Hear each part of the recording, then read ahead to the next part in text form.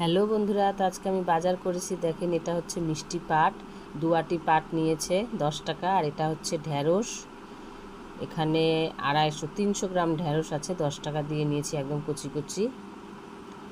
আর এটা হচ্ছে মৌসুম্বি 500 গ্রাম, কাঁচা লঙ্কা নিয়েছি 250। আর এটা হচ্ছে ছানা কাটার পাউডার, এই একটা মূল্যই নিয়েছে 10 টাকা, দেখেন পাতা সহকারে। আর এটা হচ্ছে মিঠা পাতা, এখানে 10 টাকার আমি মিঠা পাতা নিয়েছি, 5টা না 6টা দিয়েছে।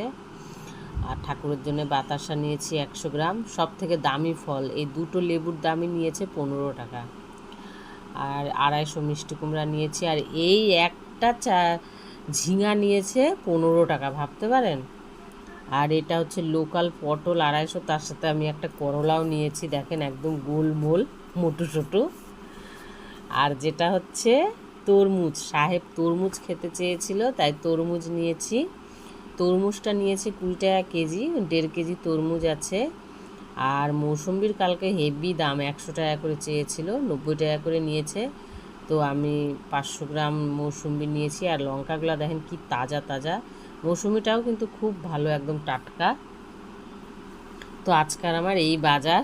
Tata, by.